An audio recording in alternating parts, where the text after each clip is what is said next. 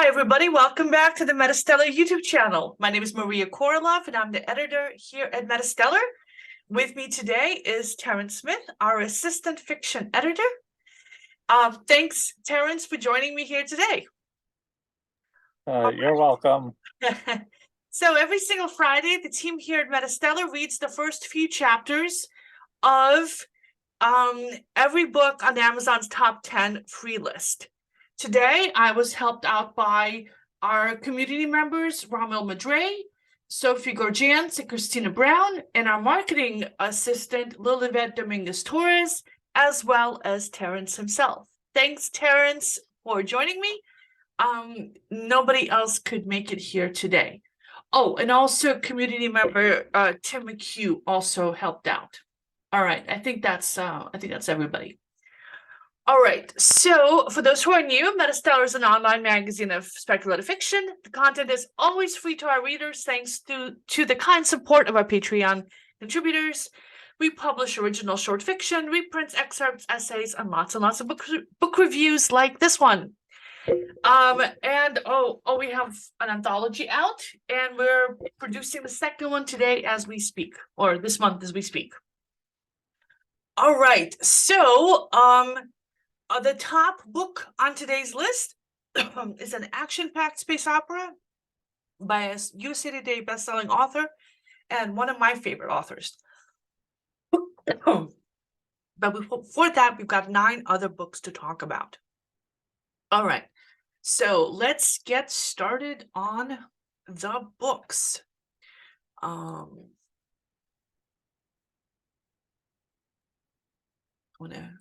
There we go. Oh, look at that sexy guy. Yep, we start with a set of sexy abs. Yep, we're starting. This is a super popular subgenre of speculative fiction on Amazon. Sexy vampires, sexy werewolves, sexy aliens, and we're getting all of those today. So, Of Love and Darkness by Tami Lund is the first book in the Twisted Fate paranormal romance series. The other books are $4 each, but they're not on Kindle Unlimited. Kindle Unlimited is where you pay $12 a month and you read all the books you want. If they're in the program, most books are. Most of the bestsellers typically are in Kindle Unlimited. This one is not. So I'm the one who read the beginning of this book, and it's about Gavin, a shapeshifter who now protects humans because he's cursed to protect them. He's part of a race that likes to kill humans. Sydney is an event planner who's at a conference in Detroit, and she gets lost looking for her car, and Gavin shows up to save her because he's cursed to save humans. And there's another shapeshifter, they fight, and Gavin finds out that Sydney is his chosen fated mate and a unique person who's going to help restore some magical species of goodness and light, and so he's in love with her and has to protect her forever. All right, I'm not a fan of this genre. I'm not going to stick with it.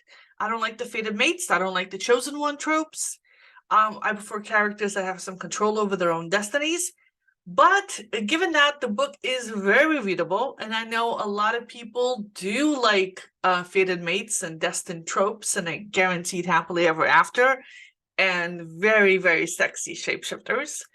So check it out if that's the kind of thing you're into.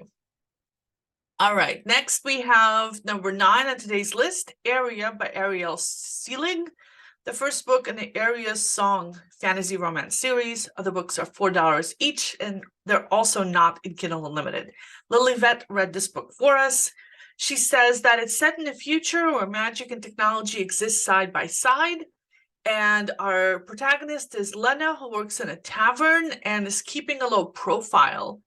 But she's got this thing where technology fizzles out around her, and androids are falling over dead when they gets close to her, and there's a group investigating these mysterious deaths, and they're getting close to her, so she goes on a run. Lilivette found the setting intriguing. There's political stuff going on. There's magical people who are protesting things. There's mystery and suspense, and there's a hint of upcoming romance. And she isn't planning to stick with the book right now, but she says she might come back to it because she liked it. All right, next is a book that I started reading.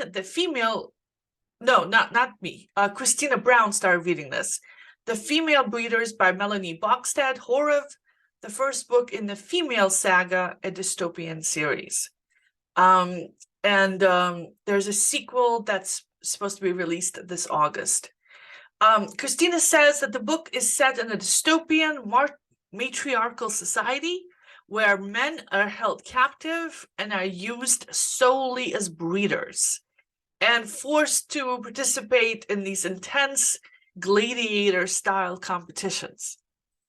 And our protagonist is a young scientist named Neen, who's asked to lead a program focused on psychologically screening these male breeders because birth rates are falling. And but she's also meets another leader who casts doubts on the necessity of males at all. Maybe the entire male gender will be eradicated. So Christina says that it's a slow start and there's a lot of backstory, but she finds the concept interesting. And she says she's interested in finding out what the world looks like from the viewpoint of the guys, because it's kind of creepy. All right, next we have a book that I read. Here we go. Rescued by Qaiyaan by Tamsin. The first book in the galactic. I thought that was your kind of thing. Yeah, not my kind of thing. It's the first book in the Galactic Pirate Brides, a sci-fi romance series. The other books are $1 to $5. The other books are between $1 and $5 each. The fifth one is coming out later this month. It's not, and they're also not in Kindle Unlimited. So Kayan is the captain of a pirate spaceship, and his race's planet has been destroyed. And so he's turned to piracy to support himself. And he used to be a warrior fighting on behalf of some giant corporation. And they come across an unarmed transport ship that's been attacked, and it's drifting, and there's another pirate ship next to it, and he and his crew take over this transport ship and loot it of everything on it, and also find a cryopod with a woman in it, and there's nobody else on the ship. Meanwhile, the corporation shows up. It's their ship. They want it back, and they don't want it back. They blow it up. They blow up the other pirate ship, and Kayan and his crew barely manage to escape. Then we switch to the woman's perspective, Lisa, when she wakes up from the cryo freeze that she was in when the pirates wake her up, because they don't have the facilities to support her in cryo freeze indefinitely. And she was a subject of some medical experiments, and she got nanites in her that let her talk to computers. Nanomachine, son. But she's trying to keep it a secret, so she tells the pirates that she's a cancer patient with some super rare cancer on her way to a hospital for treatment. And Kayan's people, the women on his planet, have died of this cancer, of also a rare kind of cancer. So he sympathizes with her, and of course, each one of them thinks the other one is very hot. So it is readable. It is very action-filled, but I'm not going to stick with it. There's too much mushy stuff, and I hate mushy stuff. I would prefer murder and carnage. The stuff that you read space operas for, right? You heard it here. Maria loves murder. I love murder, yes. Number 6, Drafted by Renee Jagger. Oh, and Terrence read this one. So this is the first installment in the paramilitary recruiter urban fantasy series that has 9 books in it. The others range in price from $1 to $5.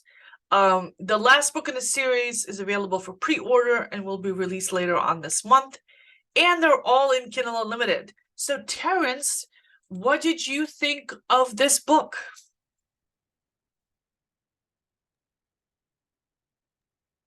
I thought it was okay. Anyone who's seen Men in Black or RIPD will find themselves and familiar with territory with this one.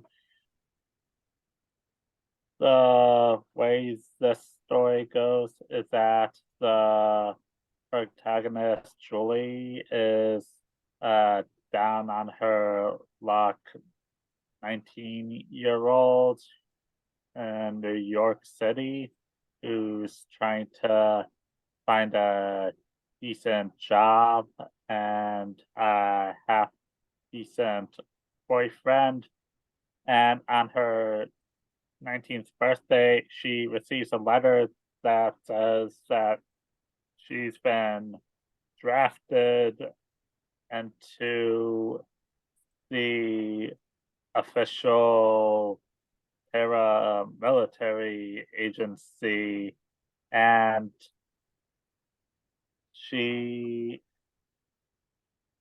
is humans, and so humans don't normally get drafted into this organization. In fact, she was never supposed to be drafted, but the organization's new recruitment system discovered her because she has a genetic anomaly that allows her to see paranormal creatures.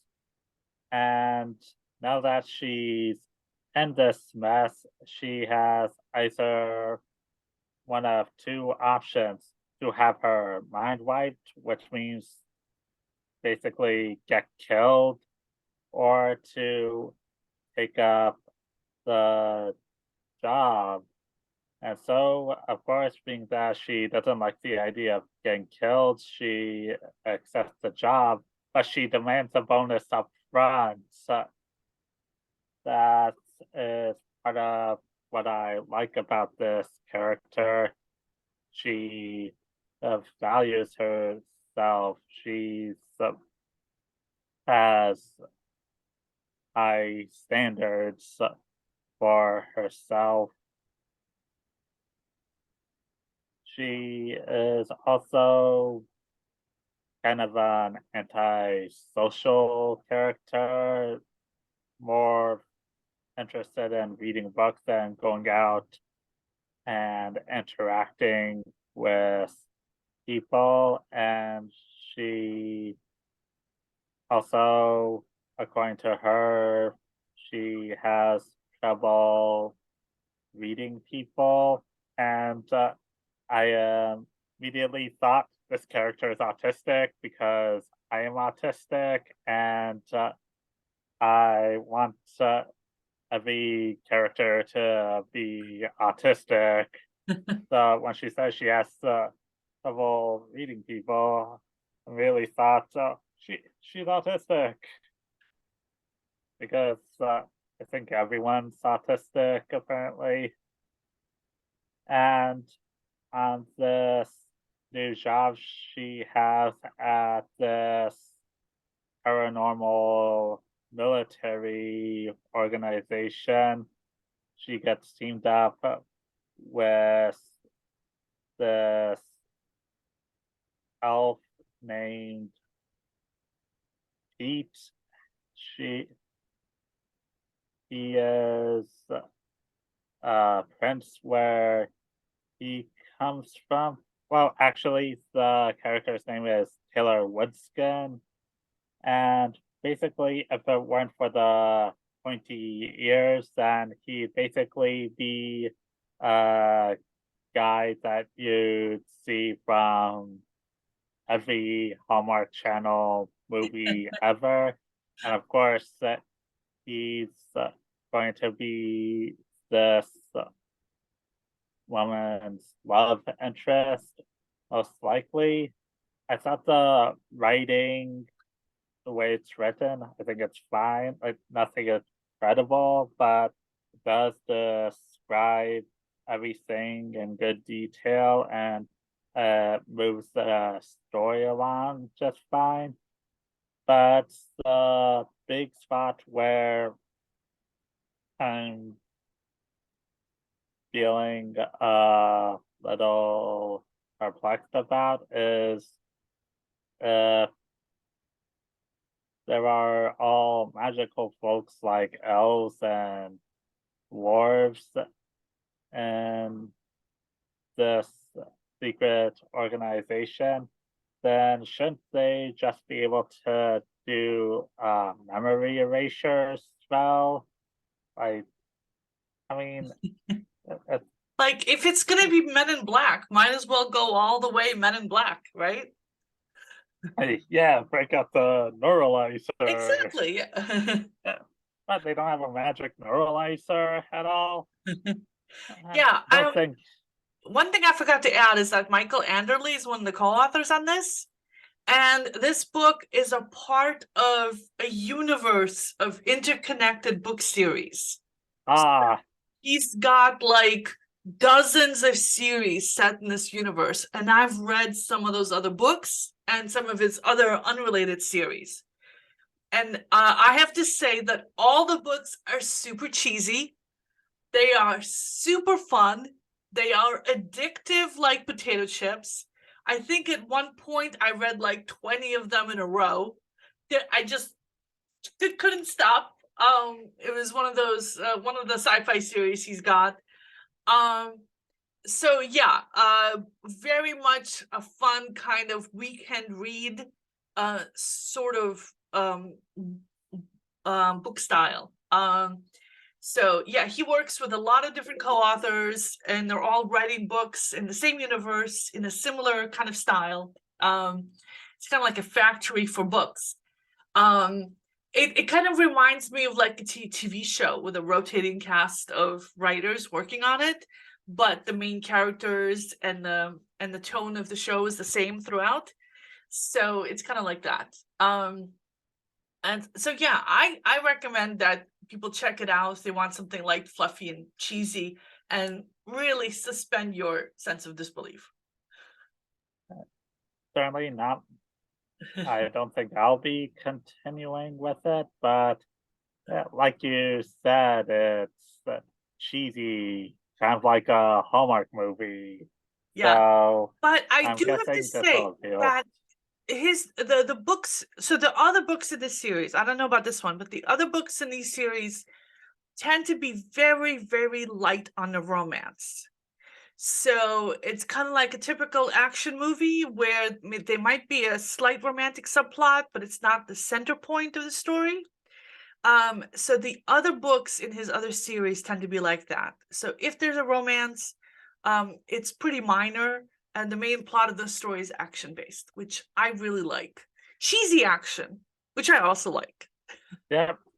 Yeah, Hollywood's full of cheesy action. Hey, if you watch really cheesy action movies, then watch some Indian movies like Bollywood or Nollywood. Or just watch some Fast and Furious movies. Yeah. Which I love. I love those movies. I don't care how implausible and unrealistic they are, or that they drove a car into space and rammed the space station. I don't care. Wait, it's really? awesome. That happens in other movies. It is awesome. Like, it's Bugs Bunny style physics. But anyway, I'm being distracted. Let's go on to the next book on the list, which is, let me make that bigger for you so you can see that sexy, sexy alien close up.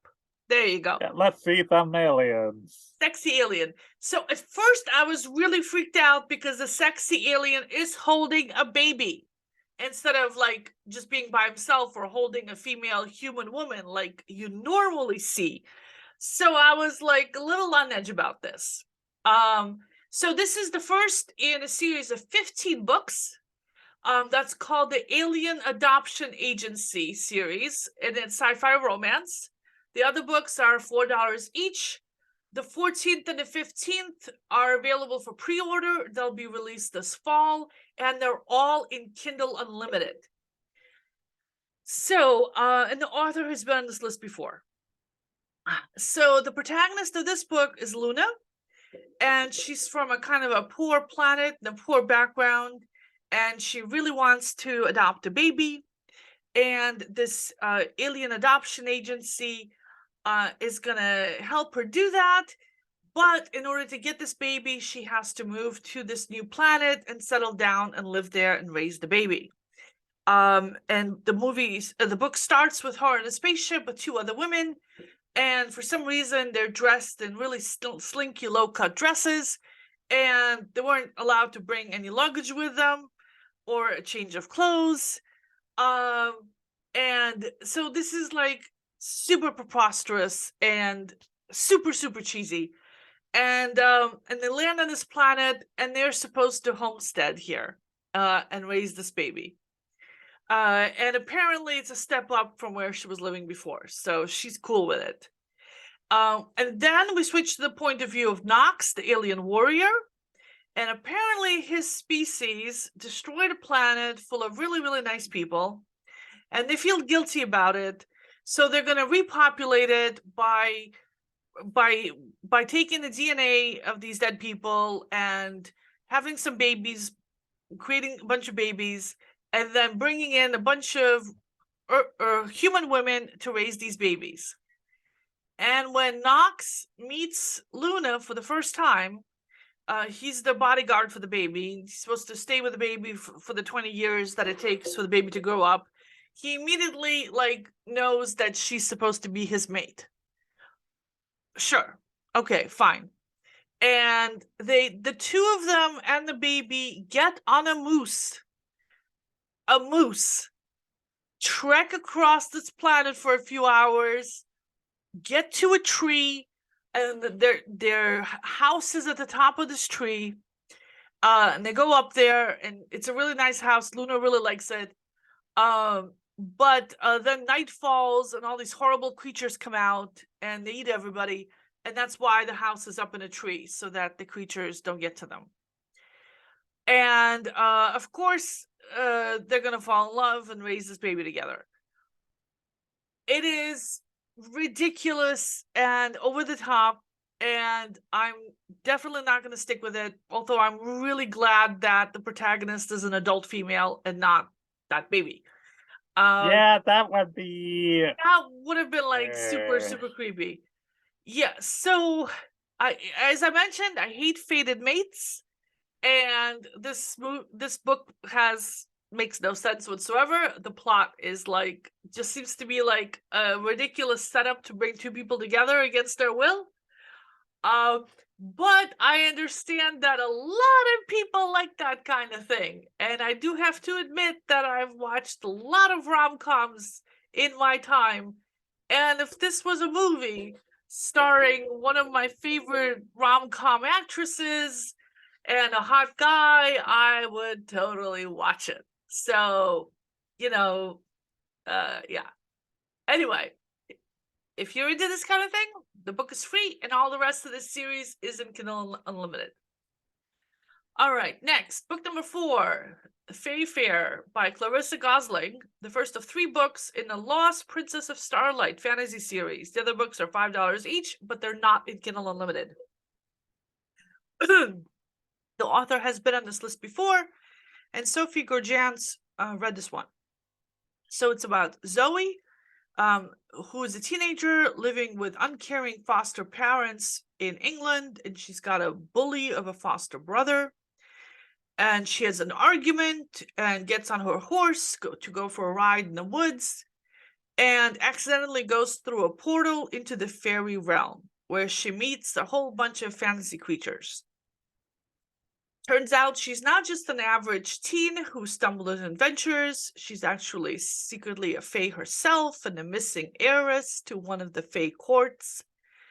And Sophie says that her character is intriguing, and it's in the movie and the book does take some unexpected turns, and there's a complex and political storyline. And her foster brother may also be a missing fae prince. So Sophie says the writing is engaging and it's easy to read, and she had a hard time putting this book down. So she might come back to it, and she recommends it highly for fans of escapist young adult fantasy. All right, next we have Descent into Darkness by Vincent Valentean, a standalone book about electromagnetic pulse survival. Let's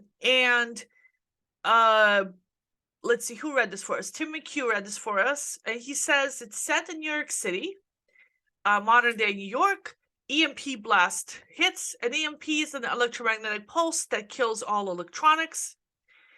And this is one of those books where the protagonists immediately go, oh my God, there's been an attack. Society is about to descend into chaos. Chunk, pulls out their guns and are like, okay, instead of saying, oh, look, my phone died. Maybe my battery's dead, right? So anyway, the protagonists are former military, Vic and Daniel, and Daniel's son. And so New York immediately plunges into anarchy. And so Daniel has to go into New York to get his son out. When the EMP hits, Vic, who the son is staying with, immediately says, war just came to your front door, kid, which Tim thought was a little over the top. And so he's not going to stick with the book. But there are plenty of people who like this. It's a super popular genre. There's usually at least one of these books on our top 10 list every single week. So if you do like this kind of thing, check it out. It's free. All right, next we have City of Ruin by Lindsey Pogue. The first of 3 books in the Ruin Lands dystopian sci-fi series. The other books are $5 each, and they're not in Kindle Unlimited. Lindsey Pogue has been on our list before.